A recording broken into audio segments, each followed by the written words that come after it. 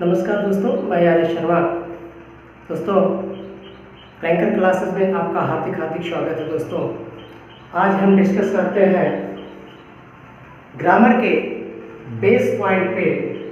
Grammar का base point क्या है दोस्तों? ये है पार्ट्स ऑफ स्पीच। क्या है? Parts of speech.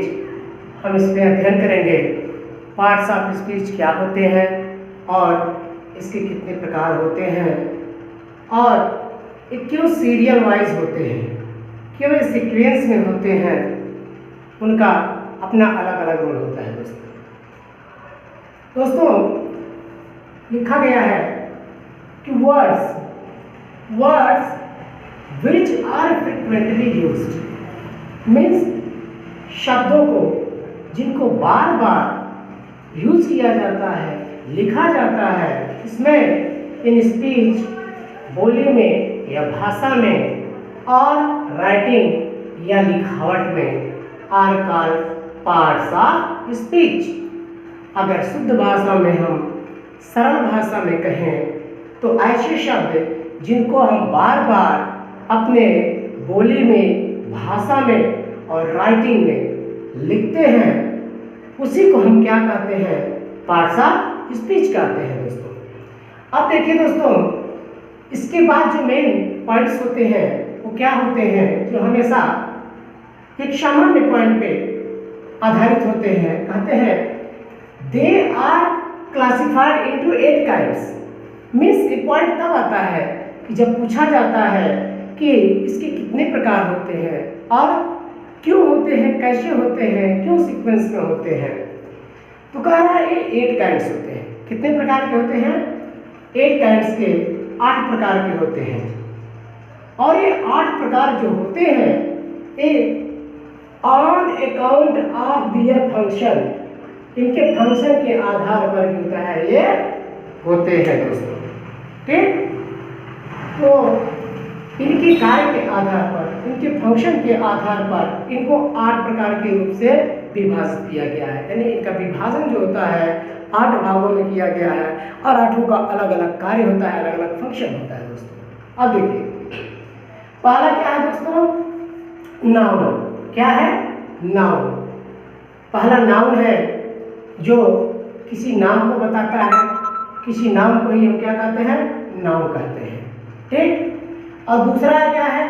प्रोनाउन है। तीसरा है एडजेक्टिव। चौथा है वर्ब। पांचवा है एडवर्ब। छठवां है प्रेपोजिशन। सातवां है कंजंक्शन और 8वां है दोस्तों इंटरजेक्शन। इस तरीके से कुल 8 प्रकार के हमारे पार्ट्स ऑफ स्पीच होते हैं। दोस्तों अब दोस्तों एक बात जो होता है, आता है एक दिमाग में क्वेश्चन एराइज होता है कि हमेशा ये इसी सीक्वेंस में क्यों लिखे रहते हैं, इनका सीक्वेंस क्यों जो होता है ऐसे ही होता है ज़्यादातर। ठीक है दोस्तों, जो कह चुकी जो नाउन होता है वो किसी भी व्यक्ति स्थान को, नाम को संज्ञा कहते हैं, हर कोई जानता है। दूसरा है प्रोनाउन, अर्थात नाउन जो होता है क्या होता है? किसी के नाम को कहते हैं। प्रोनाउन होता है जो उसके स्थान पर होता है।